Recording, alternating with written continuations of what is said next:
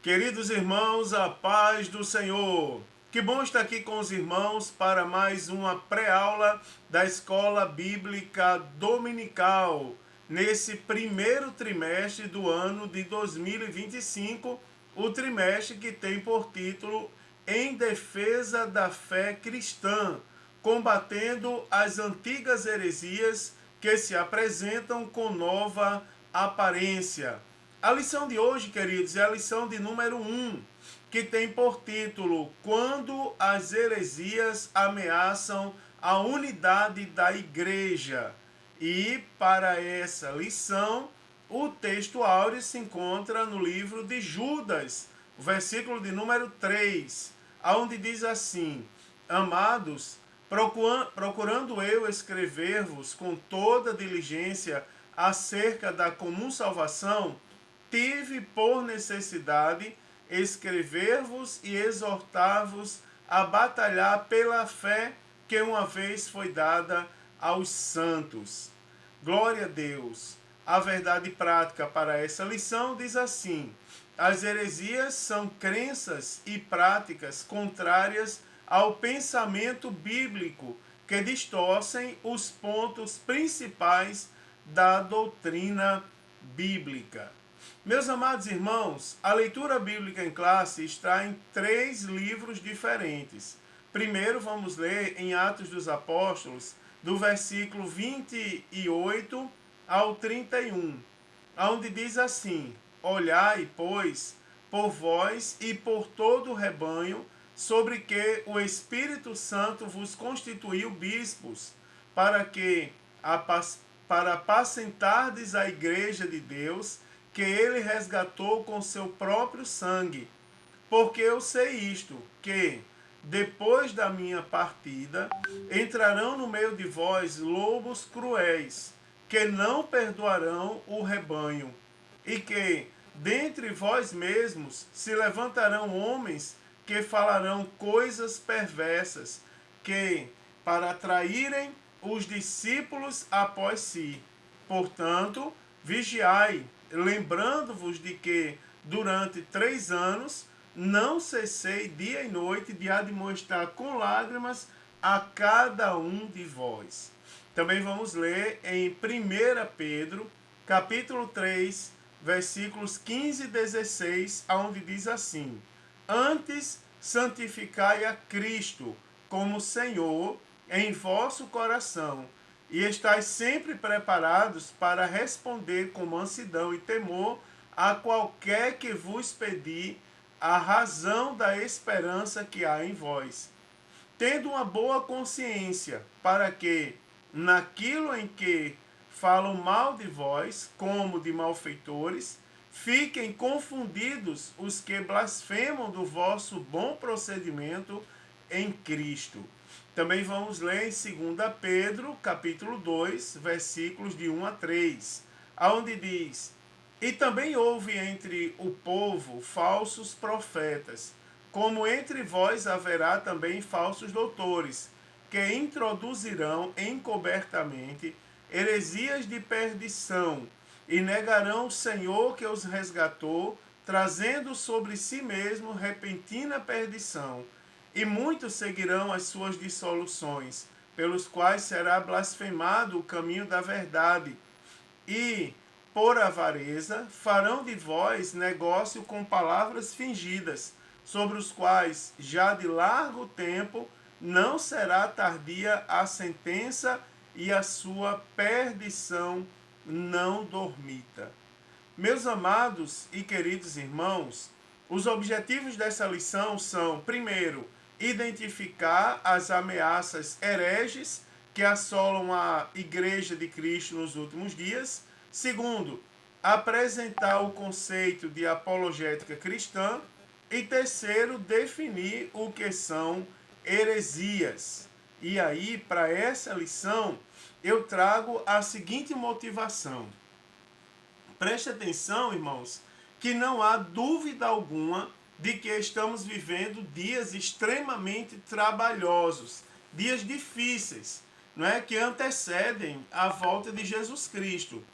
Todos nós sabemos, não é, que quanto mais se aproxima esse momento, que é o momento da volta de Cristo, é natural e é bíblico também que surjam falsos mestres, né? Ensinando heresias que tentam distorcer a verdade bíblica e negar a fé verdadeira em Cristo. Então, por esse motivo, é imperativo, ou seja, é uma determinação que a igreja ela assuma um compromisso apologético, não é?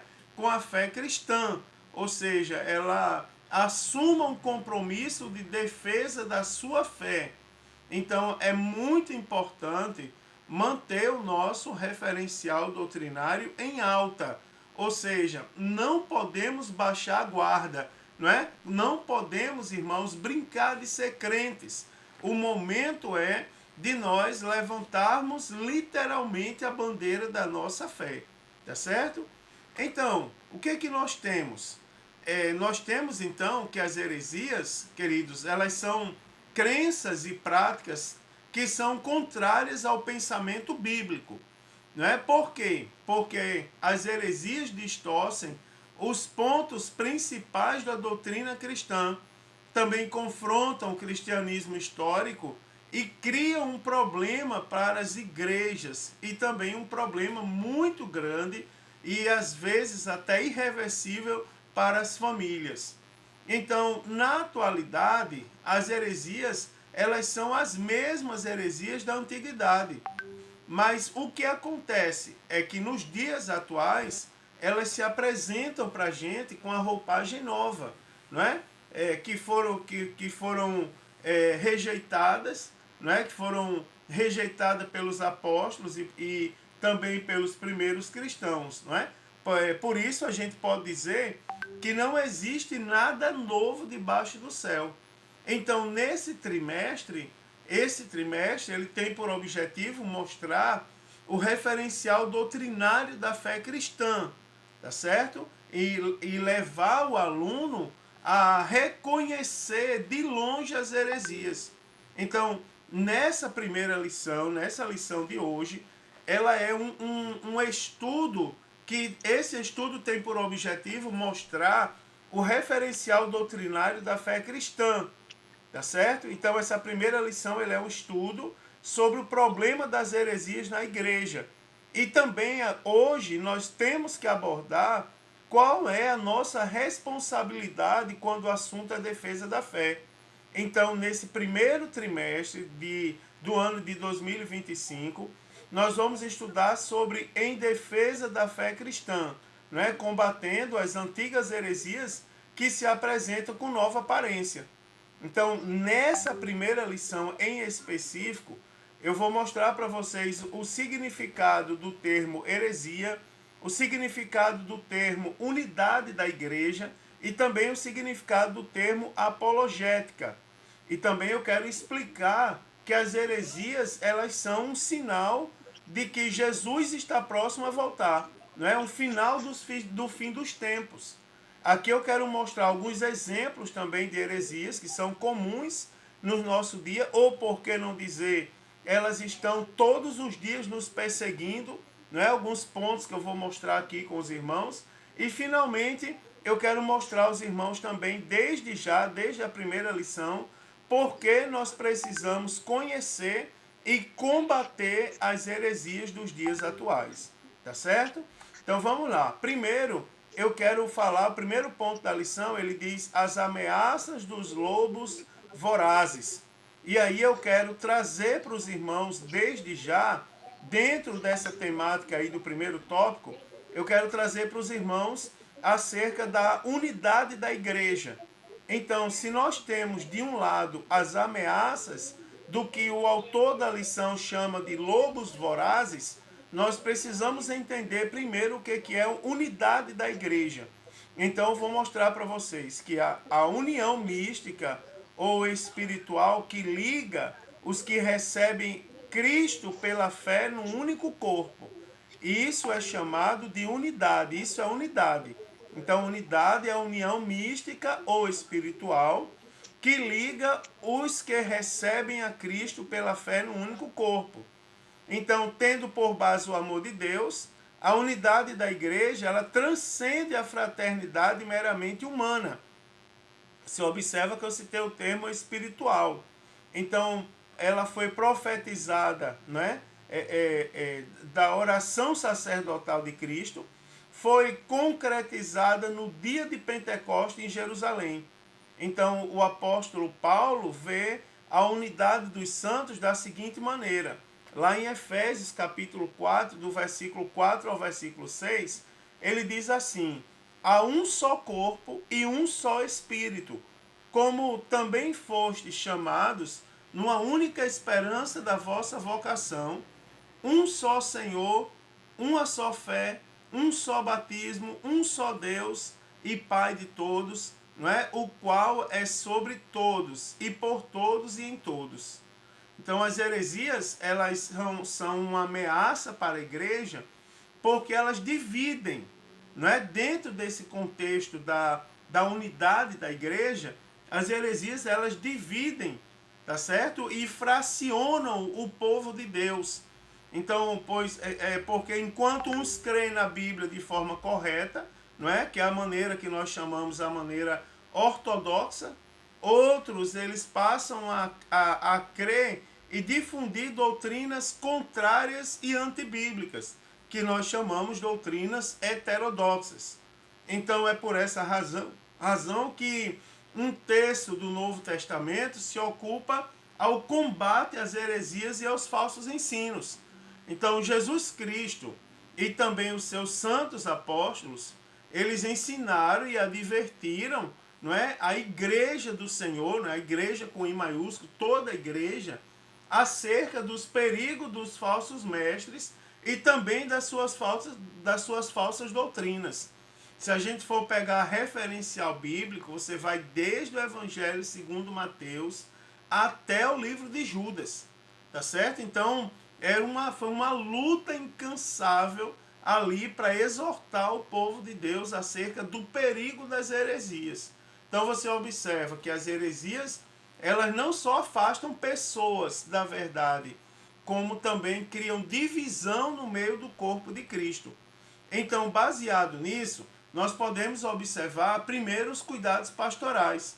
Então, os anciãos que são mencionados lá no versículo 17 são chamados de bispos, né? Lá em Atos, no versículo de número 17, Atos 10 e 17, e ao dizer que eles foram constituídos pelo Espírito Santo para apacentardes a igreja de Deus, mostra que eles são pastores. Então, a função primordial do pastor é alimentar, guiar, proteger o rebanho. Então, o Novo Testamento, ele emprega essa metáfora ao tratar o relacionamento entre o pastor e rebanho na igreja. Então, a exortação apostólica aos líderes da igreja tem por finalidade proteger os irmãos e as irmãs, todo o público, das heresias e guiar todos na verdade do Evangelho. Então, esse cuidado, ele aparece nos ensinos de Cristo, tá certo? Esse cuidado, esse cuidado ali de proteger o povo de Deus das heresias, não é? E guiar na verdade do Evangelho, está muito claro no Evangelho segundo Mateus e também em todas as cartas, até lá a carta de Judas. Então, lá no versículo 29, o apóstolo Paulo cita depois da minha partida. Então, essa expressão do apóstolo Paulo é uma palavra que foi proferida porque o apóstolo Paulo não está apenas se referindo à sua morte, mas também ao avanço dos hereges no seio da igreja depois do período apostólico. Ou seja, ele está se referindo à igreja dos dias atuais. Quando ele diz depois da minha partida, não é? Ele não se refere necessariamente à sua pessoa, mas ele se refere à igreja. Não é? É tipo assim, depois da minha partida, o que vai ser de vocês? O que vão fazer com vocês? Então o apóstolo Paulo, ele usa uma linguagem metafórica para identificar os falsos doutrinadores, não é? Os lobos cruéis ou os lobos verazes, né? Conforme a versão ali Almeida atualizada. O apóstolo Pedro, depois de ensinar que o Espírito Santo inspirou os profetas no Antigo Testamento, ele mostrou que a presença do verdadeiro ensino nem sempre é suficiente para impedir a manifestação do falso ensino. Não é? Prova é que, ao falar a respeito dos profetas legítimos entre os hebreus, ressaltou o apóstolo Pedro que também havia entre o povo falsos profetas, não é? Como haveriam de surgir com o tempo no meio da igreja falsos mestres. Então, na verdade, eles estavam presentes no período apostólico, eles já estavam lá, os falsos mestres, os hereges, os que distorciam a verdade, eles já estavam presentes naquele tempo. E agora há uma exortação para os dias atuais. É como se o apóstolo Pedro, o apóstolo Paulo, eles dissessem assim: enquanto estamos com vocês, nós estamos lutando por essa causa. E aí é como se tivesse uma preocupação no coração deles. E agora? Como será no futuro? Né? O que vocês vão fazer no futuro, depois que a gente partir? Depois que a gente não estiver mais com vocês? O que vai ser de vocês? Então, da origem dos falsos mestres, nós temos dois pontos surpreendentes, não é? Nessa parte do discurso que nos chama muita atenção. Primeiro, segundo o autor, os lobos vorazes, eles não surgem fora, eles surgem dentro da própria igreja. Quando ele diz, dentre vós mesmos. Não é? Isso aqui é interessante, são duas coisas surpreendentes, que a gente pensa que são as pessoas de fora que bagunçam, mas não é. Aqui eles estão citando, chamando a atenção dos que estão dentro, acerca dos que estão dentro. E segundo, se levantarão homens que falarão coisas perversas para atraírem os discípulos após si. Não é? Então, os discípulos deles ainda estão por aí. Tá certo? Mas isso aqui é um cuidado, é um alerta a todos nós. Então, entre eles existem os que se posicionam acima das escrituras, não é? Os quais, sem o menor pudor espiritual, eles usam as redes sociais para corrigir a Bíblia, não é? Para distorcer abertamente dos profetas e dos apóstolos bíblicos, não é? Também essas pessoas, elas consideram seus discípulos modernos, e a mensagem da Bíblia, eles dizem que é uma mensagem desatualizada, não é? Em razão disso, eles oferecem um novo evangelho, um sinal, né? E em face disso, a gente vê o que é a importância de estudar um campo da teologia denominado de apologética, não é? Com a finalidade, apologética eu vou falar em seguida, mas a finalidade é orientar os crentes dos dias atuais. Lembrando, só um detalhe que eu falei há pouco tempo, que a orientação, que o ensino na igreja atual, ele não vai impedir que surja, tá certo? Que apareça falso ensino. Não é? Ele não vai impedir, digamos que ele vai inibir um pouco, mas não vai impedir que surjam falsos ensinos. Então, baseado nisso, agora a gente vai ver o que é apologética. Eu vou trazer uma definição um pouco mais ampla e depois eu vou resumir. Então, do grego, não é? Apologetikos, dá pra gente citar esse termo, não é? Apologetikos. Do grego, essa apologética, ela é a ciência que tem por objetivo alicerçar a defesa de uma determinada religião ou doutrina, tá certo? Então, haja vista a apologética cristã, que, ordenada irracionalmente, ela apresenta as reivindicações das Sagradas Escrituras, mostrando serem estas, de fato, a inspirada, inerrante e infalível palavra de Deus. Ou, por que não dizer, a nossa única regra de fé e prática. Então, o termo apologética, não é? Ela procede do grego, não é? Apologia, que significa defesa ou resposta. Então, desse modo, a apologética cristã, ela é a ciência e a prática de expressar as razões e fundamentos que dão suporte à fé cristã, tá certo? Respondendo às objeções que são levantadas contra ela. Então a apologética, ela contribui com a restauração de uma visão das escrituras, não é? Como fonte de conhecimento dos assuntos que nelas estão contidos, em oposição a uma mera fonte de crenças, não é? Ainda que verdadeiras, que são aceitas sem a devida reflexão. Então a apologética cristã, ela fortalece a igreja no momento que responde às críticas que são lançadas contra as doutrinas bíblicas e ao encorajar a fé do crente, tá certo? Então a apologética cristã, ela tem por finalidade fortalecer a igreja. No que a heresia, ela separa a apologética, que é a defesa da fé, ela fortalece, né? Ela mantém a unidade da igreja. Então a apologética cristã é a defesa da fé cristã diante dos ataques dos ateus e críticos, não é? Da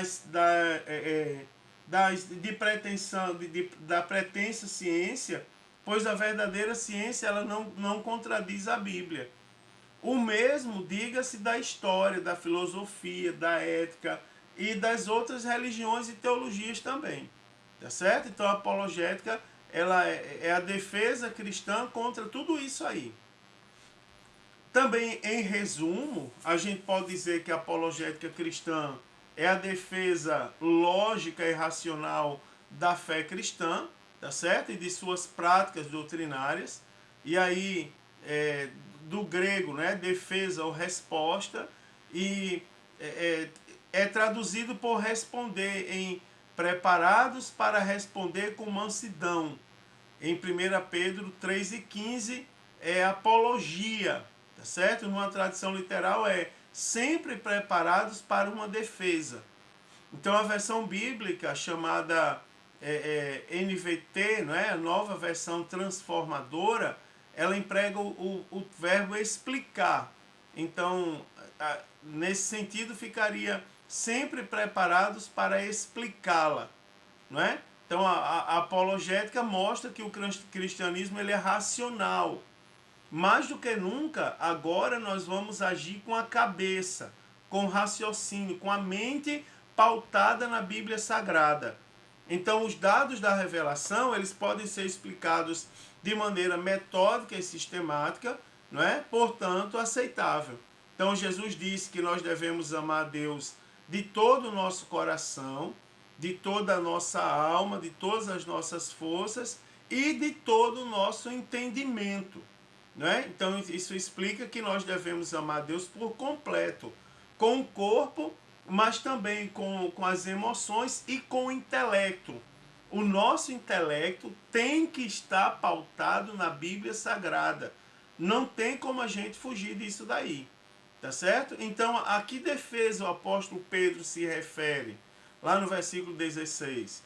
Então, existe, segundo o autor da lição, quem argumente que essa defesa seja uma resposta a uma acusação, não é? Uma vez que essa mesma palavra, apologia, ela aparece nesse sentido no Novo Testamento como defesa de uma acusação, tanto formal como informal. Então, o versículo 16, ele fala, na verdade, do bom testemunho cristão, né, que serve para provar a inconsistência das acusações contra os crentes. Então, mas não parece ser esse o caso, né? Porque a defesa,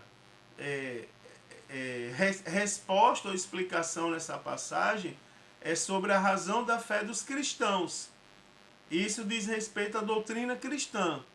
Então o apóstolo Pedro, ainda que ele esteja se referindo à resposta para uma acusação formal no ambiente hostil, então não deixa de ser uma oportunidade para a defesa da fé cristã, não é? Como aconteceu com o próprio apóstolo Paulo diante de Festo, não é? E de Agripa na mesma audiência, tá certo? Também, por que devemos combater as heresias? Depois eu vou me aprofundar um pouco mais nessa pergunta, mas aí eu já quero responder a vocês. Por que nós devemos combater essas heresias? Primeiro, para a defesa própria, né? Então, os cristãos eles devem estar informados daquilo que os vários grupos ensinam e saber a maneira de refutá-los biblicamente.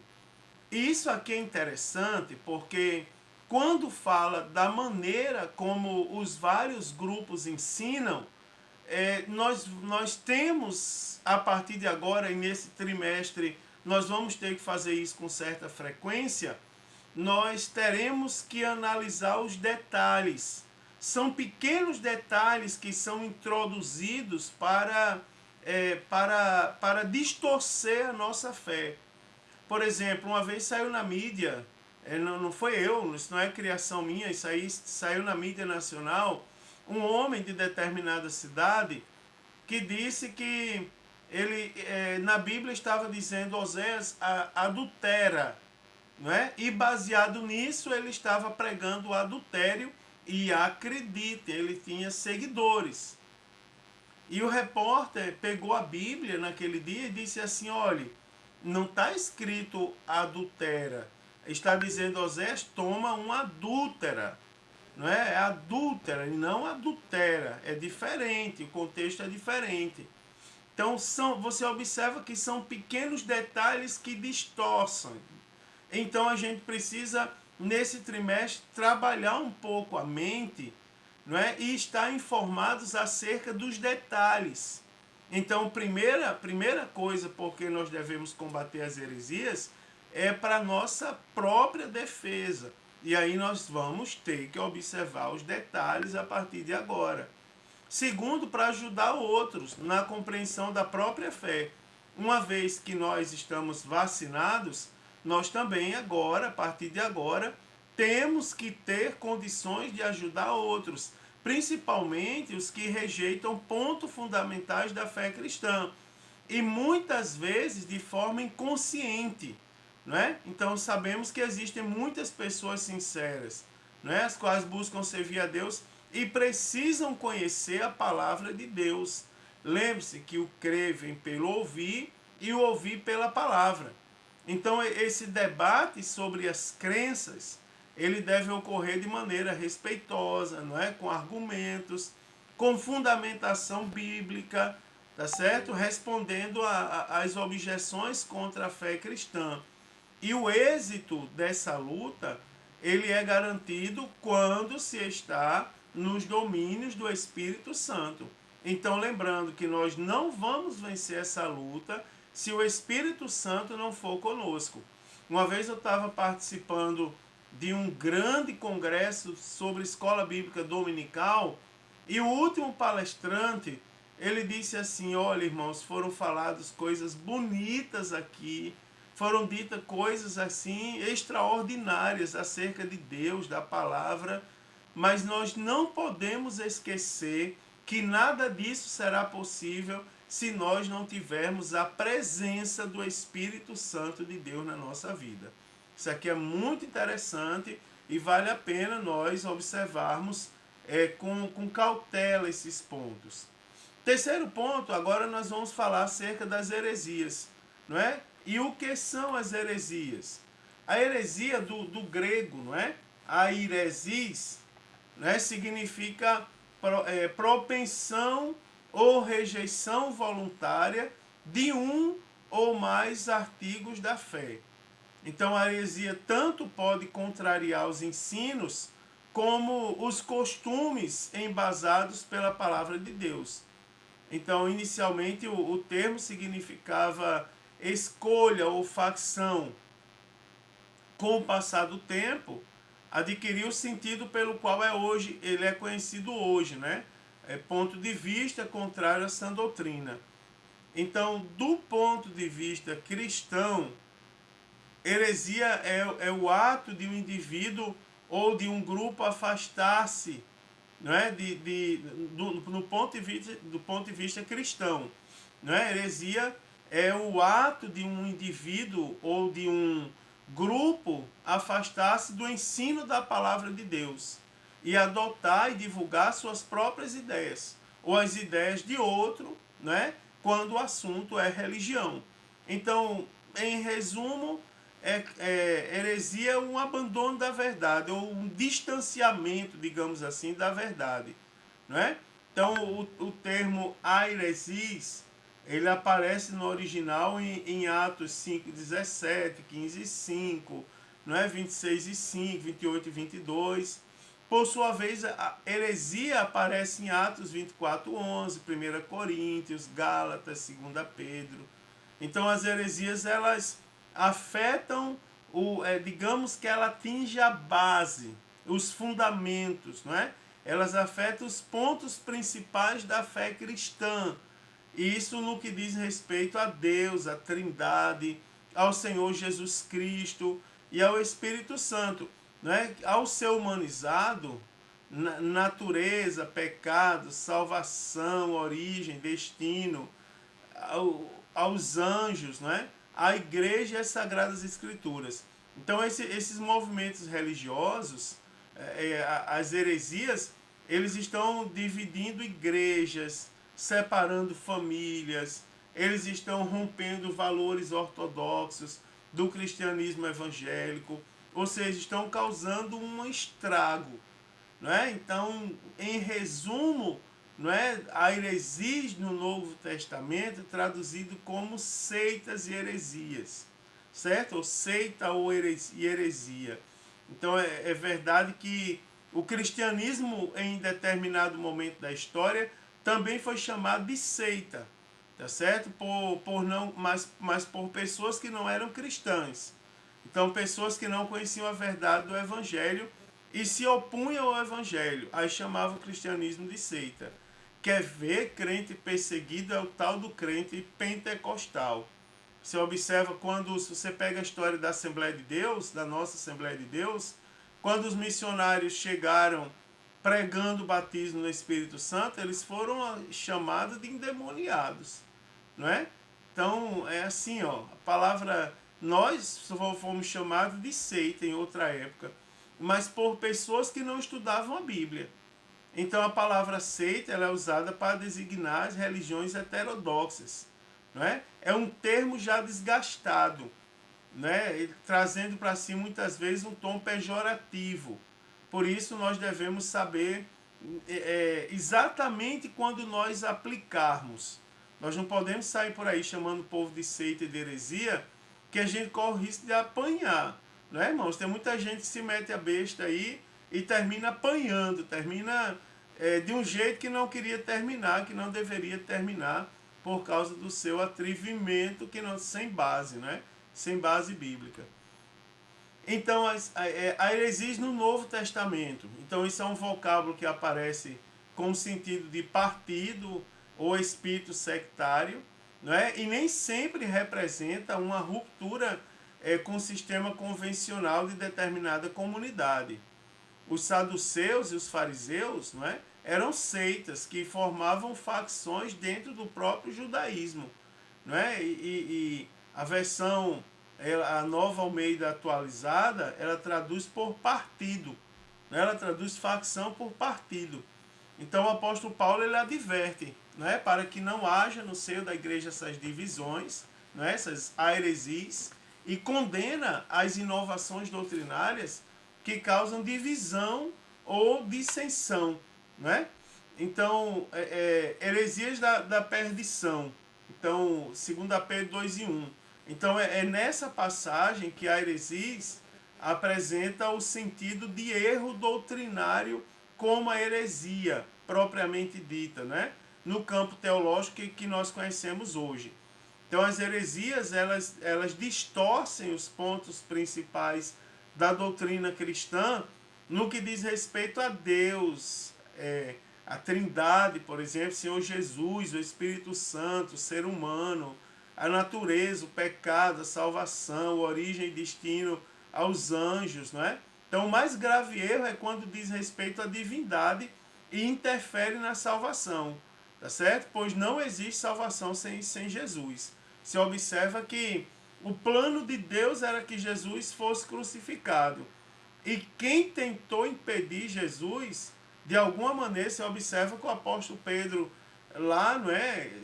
Vai lá, algumas pessoas reclamam, diz que ele estava bem intencionado. Já vi gente reclamando.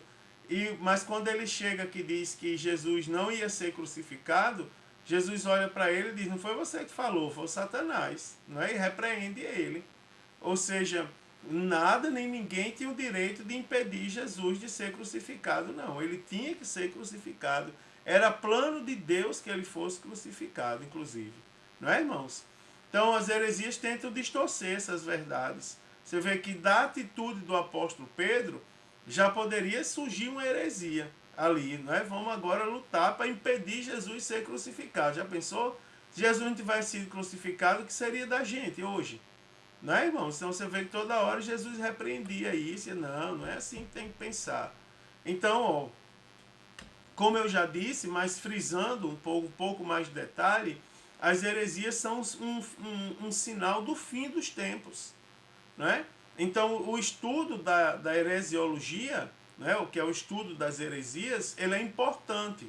Então, sobretudo pelo fato dos ensinos heréticos e o surgimento das seitas falsas, então serem parte da escatologia, ou seja, um dos sinais dos tempos sobre os quais falaram Jesus e os apóstolos. O apóstolo Paulo, por exemplo, não é? Por exemplo, nos 2 primeiros versículos lá de Timóteo, 1 Timóteo capítulo 4, versículo 1 e 2, ele diz assim, mas o Espírito, com E maiúsculo, né? Mas o Espírito afirma expressamente que nos últimos tempos alguns apostatarão da fé por obedecerem a espíritos enganadores e a ensinos de demônios, né? Pela hipocrisia dos que falam mentira e que têm cauterizada a própria consciência. Você vê que palavra forte do apóstolo Paulo. E se a gente for aqui, digamos, elencar cada ensinamento, aí era necessário outra lição só para a gente entender essa história aqui da consciência cauterizada. Também o apóstolo Pedro, lá em 2 Pedro capítulo 2, versículo de 1 a 3, ele diz, né? Assim como no meio do povo surgiram falsos profetas, assim também haverá entre vós falsos mestres, os quais introduzirão dissimuladamente, olha que palavra forte, introduzirão dissimuladamente heresias destruidoras, até o ponto de negarem o soberano Senhor que os resgatou, trazendo sobre si mesmo repentina destruição. E muitos seguirão as suas práticas libertinas, e, por causa deles, será infamado o caminho da verdade. Também, movidos por avareza, farão comércio de vós, não é, com palavras fictícias. Veja que coisa forte os sinais que ele vão dizer, que ele diz aqui, ó. E muitos seguirão suas práticas libertinas. Veja que coisa forte. Aí presta atenção. Ele diz, e por causa dele será infamado o caminho da verdade, e também movidos pela sua avareza, farão comércio de vós, não é, com palavras fictícias. Olha como é forte isso aqui, como é pesado. Para eles o juízo lavrado a longo tempo não tarda, né? E a sua destruição não dorme. Você vê que há uma sentença. O apóstolo Pedro, ele não só adverte, traz características, como também ele traz a sentença que haverá sobre essas pessoas. Então é um sinal do fim dos tempos. Você vê que temos ali coisas terríveis que ainda estão para acontecer, mas já estão começando hoje. Alguns exemplos de heresias. Eu trouxe aqui alguns exemplos que são difundidas. E aí aqui é onde eu quero mostrar a vocês os detalhes. Os detalhes. De um lado aqui, nós temos doutrinas heréticas, não é? Ou seja, a heterodoxia, ou as doutrinas heterodoxas, e do outro lado nós temos a doutrina correta, que é a doutrina ortodoxa. Então preste atenção a alguns paralelos que eu trouxe hoje, e eu poderia até falar alguns que estão na mídia aí atualmente, mas eu fui instruído a ficar quieto por enquanto. Então você observa, primeiro, você veja que como são sutis as coisas. Por exemplo, a Bíblia contém ou torna-se a palavra de Deus é uma heresia. Por quê? Porque a Bíblia diz que a Bíblia é a palavra de Deus. Ela não contém a palavra de Deus, nem ela se torna a palavra de Deus. A Bíblia é a palavra de Deus. Então, outro exemplo. O universo, bem como os seres humanos, surgiram através de processos evolutivos, que é o que diz a teoria da evolução. Na verdade, se nós formos ver a verdade, o universo e os seres humanos, eles foram criados por vontade exclusiva de Deus. Isso aqui é um postulado, isso aqui é algo que não muda. Isso aqui é algo que nós não podemos aceitar que alguém pregue o contrário disso. Por exemplo, a Trindade é uma doutrina antibíblica e diabólica. Né? Então, embora o termo Trindade ele não exista na Bíblia, mas a doutrina da Trindade ela está presente. Pega o batismo de Jesus. Quando a Trindade Santa estava lá, Jesus, para ser batizado, aí o Espírito de Deus desce sobre ele como em forma corpórea de uma pomba, e uma voz brada do céu e diz: esse é o meu filho em quem eu me comprazo. Então você tem um exemplo da Trindade Santa no mesmo cenário bíblico. Também outra heresia, ó, Jesus não é Deus, não é igual a Jeová, o Pai. Na verdade, Jesus é Deus. Ele diz: eu e o Pai somos um. Não é? Jesus é Deus, assim como o Pai é Deus também. Outro exemplo, o Espírito Santo é uma força, uma energia. Aí a gente tem que ter cuidado com algumas canções gospel, né? Que às vezes falam isso, da energia do Espírito Santo, da força do Espírito Santo. E aí é onde eu estou dizendo, vamos trabalhar com a cabeça, vamos ver os detalhes. Então, na verdade, o Espírito Santo ele não é uma energia, não é uma força ativa de Deus, tá certo? Não, a heresia do Espírito Santo, ele é um ser pessoal, né? E o Espírito Santo também é Deus. Ele tem sentimentos, emoções. O Espírito Santo é uma pessoa. Quer ver outra heresia? O homem é composto apenas por duas substâncias: corpo e alma ou espírito. Alma ou espírito. Na verdade, nós sabemos que a famosa dicotomia, né? A dicotomia é heresia. Na verdade, o que nós temos é a tricotomia, tá certo? Então, o ser humano ele é um ser tricótomo, né? Ou tricotômico. Ele é composto por corpo, alma e espírito. Né? Também outra heresia, após a morte, as almas dos seres humanos dormem. Né? O sono da alma, o famoso sono da alma. Na verdade, as almas, irmãos, elas permanecem vivas, tá certo? Acordadas em perfeita lembrança, tá certo? Então, a outra heresia, salvação é obtida através de boas obras ou ato de caridade. Heresia, queridos, extrema heresia. Salvação, ela só pode ser obtida através da fé, né? Nós somos salvos pela graça. E o meio para nós alcançarmos a graça é a fé. Isso está muito claro em Efésios 2:8-9, né? Porque pela graça sois salvos por meio da fé. Então nós somos salvos pela graça. E o meio de nós alcançarmos a graça é a fé, é nós acreditarmos em Cristo Jesus. Outra coisa, todas as religiões são boas e conduzem o homem a Deus. Na verdade, irmão, Jesus ele é o único mediador entre Deus e os homens. Tá certo? É o único. Ele mesmo disse que ninguém vai ao Pai através dele. E para terminar, hoje, prometo que depois eu trago mais alguns exemplos aí, não é? Então, depois da morte, o ser humano encarna em outro corpo, não é? Que é a doutrina lá da reencarnação. Na verdade, a Bíblia não ensina em momento algum sobre reencarnação, não é, irmãos? Que a Bíblia fala de ressurreição. Naquele grande dia, os mortos ressuscitarão primeiro, não é? E a Bíblia fala de ressurreição. Jesus ressuscitou, né? E também operou milagres de ressurreição. E aí, para a gente terminar, eu vou falar um pouquinho sobre por que devemos conhecer e combater as heresias. Vou trazer apenas 2 pontos. Por que nós devemos conhecer e combater as heresias? Primeiro, para a nossa própria defesa pessoal. Isso aqui eu já falei anteriormente, mas eu quero reforçar para os irmãos, não é? Para a nossa defesa pessoal.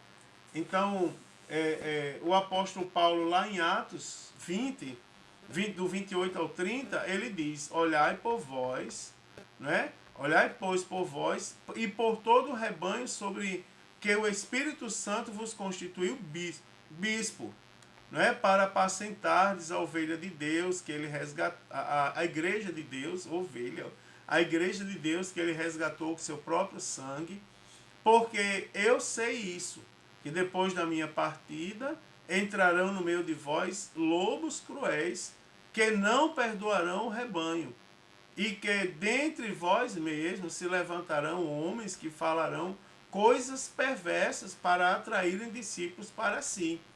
Então você observa que o apóstolo Paulo advertiu os anciãos para terem cuidado de si mesmo. Ele diz: olhai, pois, por vós, e também pelo rebanho, mas ele cita a própria pessoa primeiramente. Porque os hereges se levantariam no meio deles mesmo, não é? No meio dos outros. O problema está dentro de casa.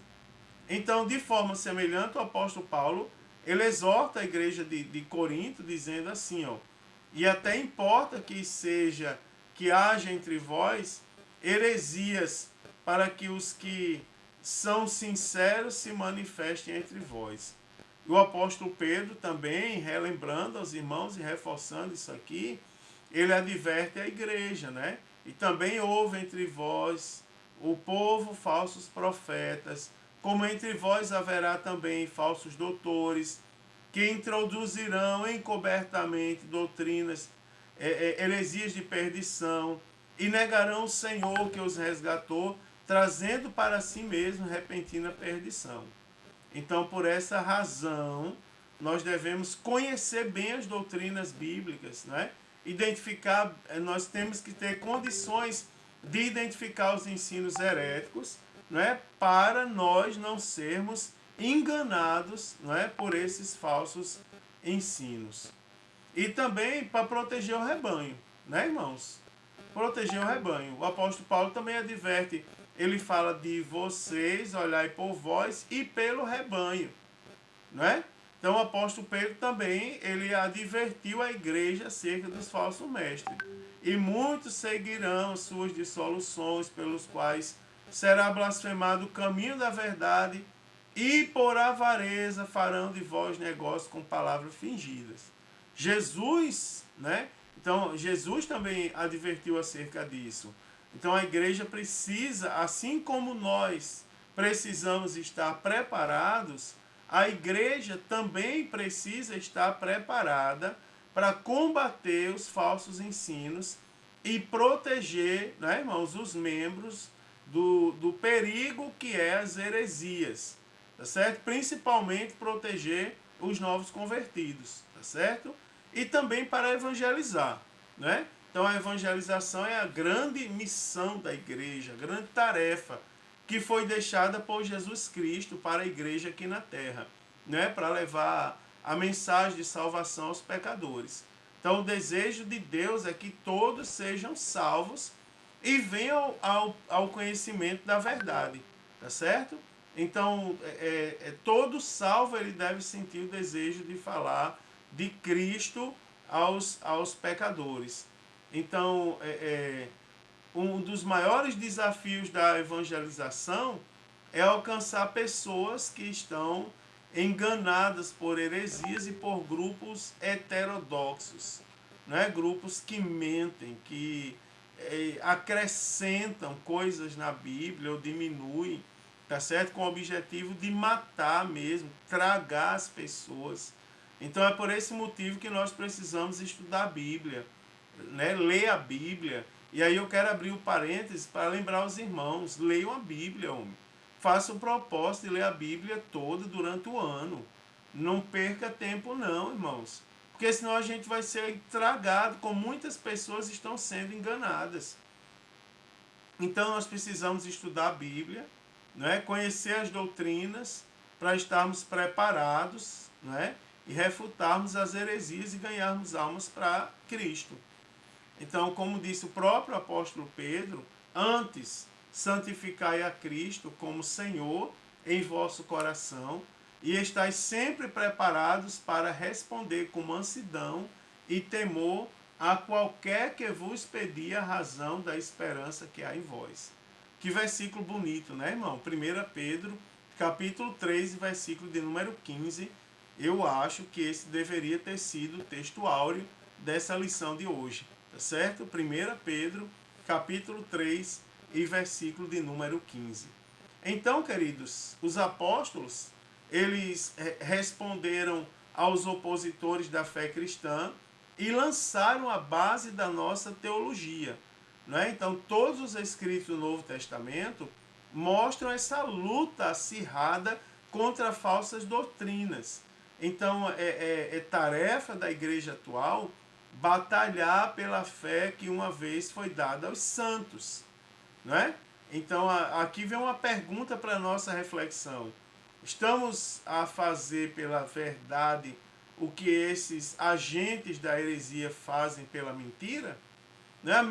Da mesma forma, intensidade, com as mesmas forças que eles se dedicam à mentira, será que nós estamos dispostos, não é, a lutarmos pela verdade? Então, as heresias são falsos ensinos, não é, que ameaçam a unidade da igreja e que também são os sinais dos tempos do fim. Tá certo? Nós não podemos esquecer isso.